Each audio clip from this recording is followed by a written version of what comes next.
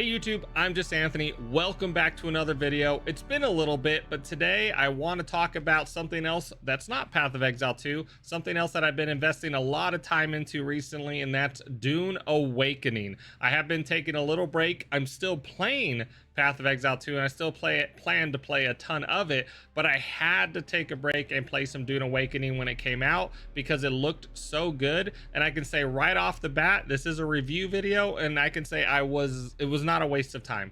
I did not waste my time buying Dune Awakening and playing it, even though I do believe it has a ways to go in its development to become even better, but at its base state, it's fantastic. If that's all you wanted to know with this review, then there you go. It's fantastic. Buy the game, play the game. You've probably seen a lot of other reviews telling you the same thing, but I want to dive into it a little bit more. In this review, I'm going to split it up into two sections pretty much. The first section, I want to talk about the Haga Basin, which is where you start the game. It's your PvE RPG story zone. You're going to spend a absolute ton of hours there progressing through the different stages of the game, your different vehicles, your different bases, the story, everything. And then the second category, of course, is going to be the deep desert, the current end game of the Dune Awakening. So without further ado, let's jump into it with Haga Basin. I'm going to keep this spoiler free for the story. So to start off, this starts off just like most survival RPGs or survival games for that matter. If you've played any, you know how they start. You've got nothing. You got to go beat on some rocks just to get your bare bones items going. The weakest weapon you could possibly make, the rags that you're going to throw on your character, that sort of thing. Same thing in this game. It happens in the same way. But then you're going to progress very, rapidly. You're going to be fighting your bandits. You're going to be on foot, crossing sections of desert that you need to, go to get to these different objectives. And every single time you cross these sections of desert, the ever looming threat of the great worm. And when you start the game, you have no idea what their capabilities are. You have no idea if it's easy to die, if it's not easy to die, but the atmosphere in the game is, yes, it is easy to die if you're not paying attention and doing what you're supposed to do, which is staying on the rocks and staying off the sand.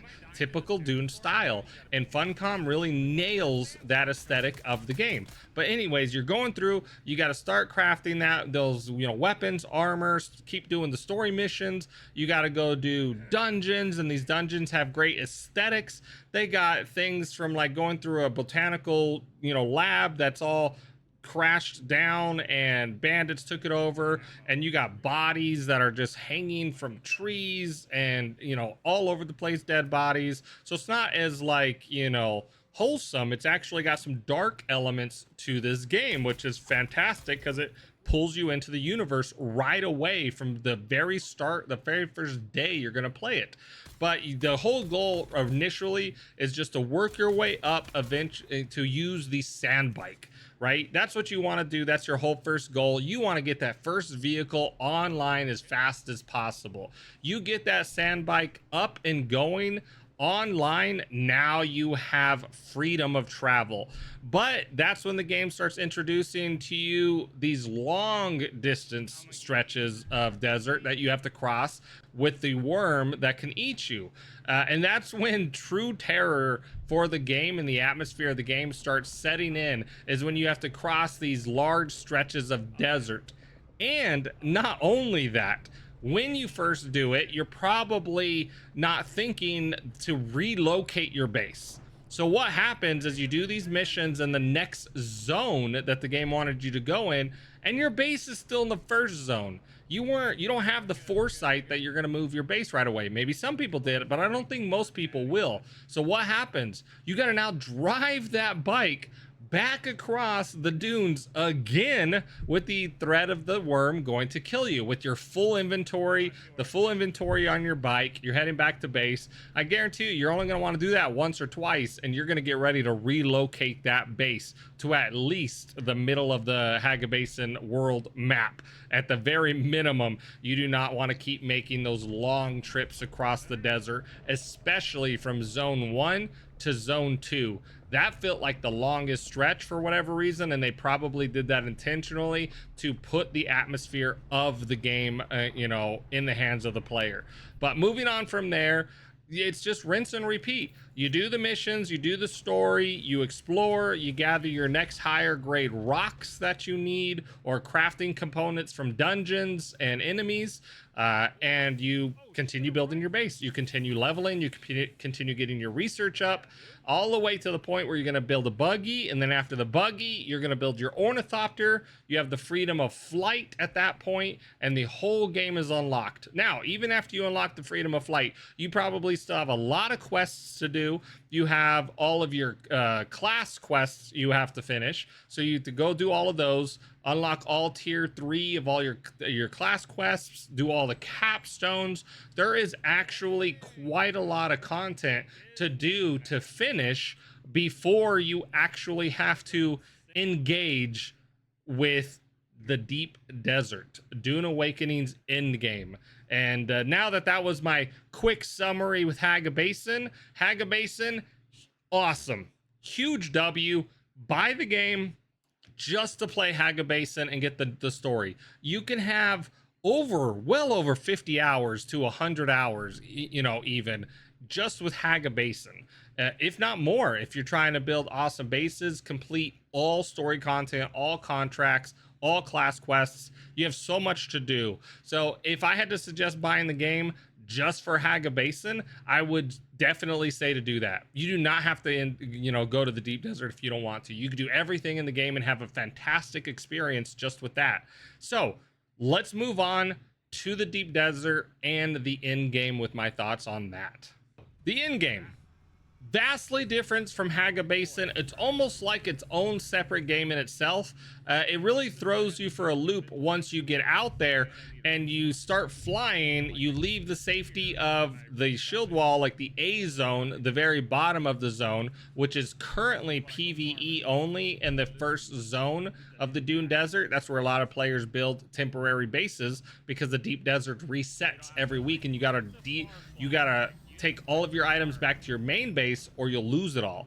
So that's one, mechanic that might not have players totally interested in the deep desert, is this fact that you have to build and take down a base every single week. But once you start doing it and you have these templates where you can pre-make and pre-build your base, it's not so bad. Going out to the deep desert, that's when things start getting a little interesting. If you like flight simulators, then this is probably going to be the game for you. I definitely feel like it doesn't become a survival sandbox game anymore. It's just a resource hunting and trying not to die to other players that are farther ahead in the game than you are, have more than you are, and can kill you easily when you're trying to simply just collect some resources, because you're an easy target on the ground when you're just trying to collect stuff, specifically spice and your ores that you need for the highest level constructing opponents. Now, I have spent tons of times in the deep desert. I've gotten, probably 50,000 plus spice, which isn't a lot, but for solo, I feel like it's been pretty good. I am level 166 for my character, and I've had 2 ornithopters destroyed from PvP. I've died probably about 4 times from PvP. That's not to talk about the unknown amount of times that I've actually had to run and escape from PvP and go all the way back somewhere where I can repair my, vehicle, so I can go back out into the deep desert to struggle all over again to get these resources from other players that really just don't need to be attacking each other. There's honestly not a need. The land's rad with the 2 factions, your Atreides and your Harkonnen, like, they don't really feel like players care about it. It feels like players, or at least on my server, do not care about factions. They don't care if you're also Atreides or nothing. It's, for a lot of guild, it's just a Mad Max style server that I play on, and it's everybody just kill each other unless it gets super late at night and all of a sudden it turns into everybody's friends. Like, you get to a certain point at night, midnight or so on my server or later, and now all of a sudden nobody wants to kill each other and everybody's in these happy farm groups where they're calling out spice pockets, and everybody shows up to get the spice. Before that, though, it's just literally Zerg death squads, which demoralizes people to even want to play during those hours or those peak play hours. I've got people saying that they get home, go to sleep, take naps or whatever, so they could wake up later in the night just to go out and play the deep desert and farm and enjoy the game, which that sucks. But there's a solution. As of me making this video today, there was an announcement by the devs where they're actually taking back what they said about the deep desert was going to remain PvP. They now said that they have plans to make a chunk of the deep desert, maybe the first half of it, PvE, and then the latter half, the harder half of the deep desert that typically does have the better resources, will still remain PvP. But that first half will allow more players, both solo and small guild groups players, to go out, get the resources they need without the hassle of players that are way higher advanced than them, that they have no way of defending themselves. They can actually go out, get the resources, and progress through the game. I don't care what anybody says, it's not player versus player if it's so one-sided. If you have everything because you have either a large guild or you've been playing 5 times more or 10 times more than the other player, in that other player, you're pretty much limiting them from even having the opportunity to try to get to your level. It's just completely gated now. It was a first come, you all lose now type of situation. That's not solid PvP. That's going to ruin your game. And it looks like they're acknowledging that. And again, the latter half is going to be solid PvP. So the large guilds can stay out there, build their bases, maybe organically fight each other, since in the recent post, they also said that they're working on making ground warfare more meaningful, whether it's going to be like maybe buggies with weapons on the buggies, rocket launchers. I can see buggies having these rocket launchers that can maybe do a volley of rockets or something, all the way down to they're having players be able to construct a new higher tier rocket launcher than the current rocket launcher that you can build now. There's going to be one higher tier than that to hopefully encourage more ground-based players having rocket launchers to, be able to defend themselves a little bit versus an aerial threat. So it looks like Funcom is doing everything they can to appease both the player bases, and I think that's the right call. And they also have more PvE content in the works, new zones like the Haga Basin that they're currently working on. So I would say right now, buy the game, absolutely play for the Haga Basin at the very minimum. You will not be disappointed at all. You're going to get your money's worth just by playing Haga Basin and getting all the way to the deep desert, building a cool base. And then right now, the deep desert is slowly getting adjusted, and I wouldn't say fixed, it's getting balanced toward player needs in the deep desert. And when it actually is balanced towards player needs, I would say everybody's going to be able to go out and enjoy the deep desert as well, no matter what your server is. I did have a viewer on Twitch tell me that their server, nobody attacks each other, and they actually plan sand bike races from different rock formations to see how many people get eaten by sandworms and who can get to the winner. They have so much cooperation with each other, and there's no PvP, that the community is actually making their own community events. They're making sand bike races across open dunes and playing with the sandworms and flirting with death for fun, and that sounds amazing. Players creating their own events out there on Dune without the the worrying about other players coming and PvPing or griefing. The PvP, let's be honest, needs a lot of work in Dune Awakening. I think most players can agree with that. I don't want there to be no PvP.